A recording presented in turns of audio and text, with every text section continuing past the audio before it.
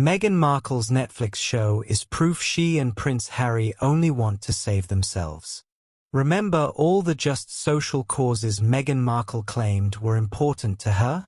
It appears they've taken a back seat to one-pan pasta. If Meghan's new Netflix series really is make or break for her TV career, I can confidently predict she's done for. In fact, as far as TV careers are concerned, I'd say Meghan's was so far down the proverbial toilet as to be irretrievable. Not only was the first episode of With Love patronising and hilariously funny for all the wrong reasons, it was also mind-numbingly boring. In fact, when she was banging on about how she liked to show love to her friends by making them homemade bath salts, as if, I found my mind wandering to Hapless Haz and I, wondering what the two of them talked about when they're home alone apart from themselves, obviously. Hello viewers, please remember to subscribe and click on the notifications bell icon, so you will be notified whenever we upload new cookies about the British royal family.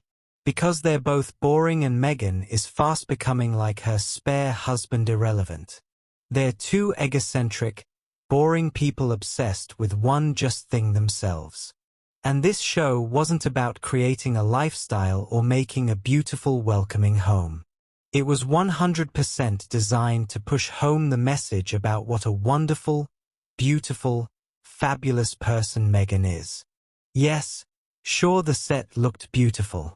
It had the kind of kitchen we'd all give our right arms for. The only problem is it wasn't Meghan's kitchen.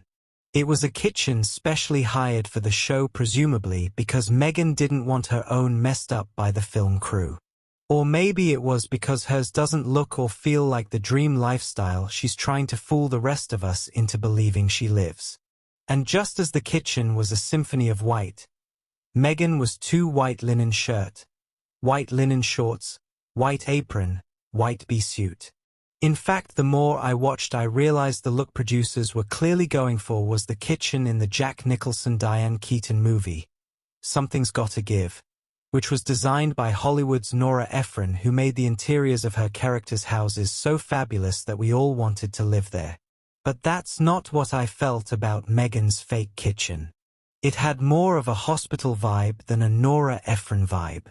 As for the cooking part, Meghan clearly can't cook, which is maybe why she talked to the rest of us like we couldn't either. She talked about making a one-pan dish of pasta with a few tomatoes and a packet of dried pasta, sound like she was splitting the atom. Every ingredient she put into everything had been carefully measured and put together by someone else, and it was there at her hand to just throw into the pan or the baking tin.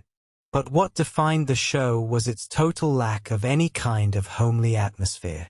Yes, everything was beautiful, but what With Love lacked was love. And does anyone actually believe that Meghan makes her own candles from wax gathered from her own hives, or that she goes to gut-busting lengths to cater for her friends and make them feel at home? Because she strikes me as a woman who'd have staff to do all that. Okay, so her friend, the makeup artist Dan, arrived to stay in episode 1. Although he didn't arrive at Meghan's house, he arrived at the fake house set.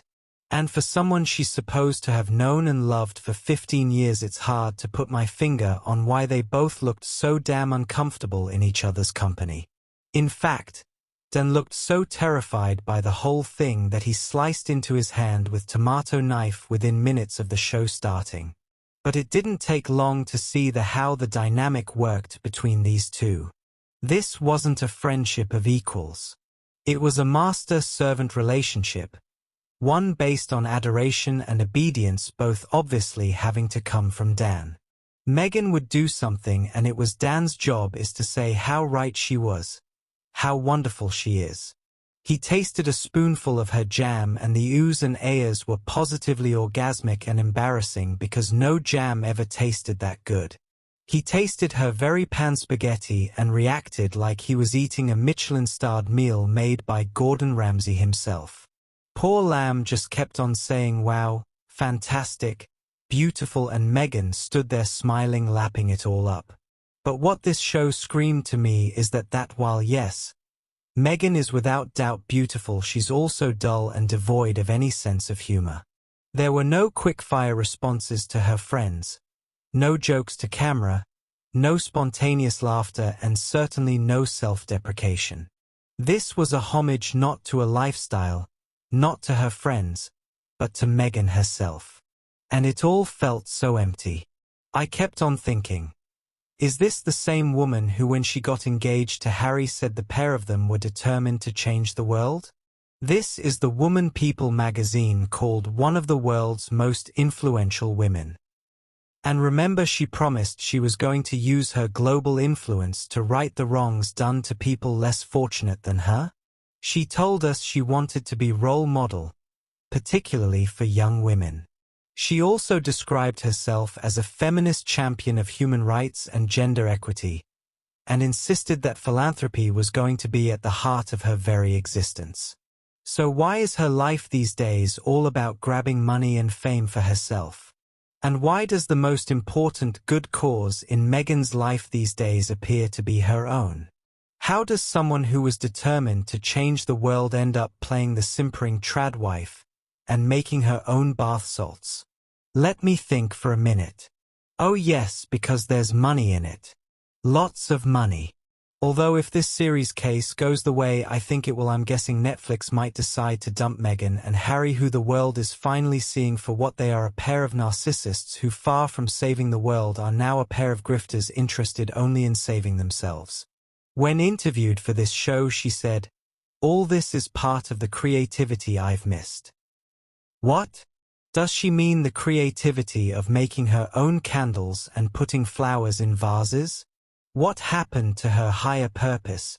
What happened to her feminist ideals? "I see this a new chapter," she said grandly.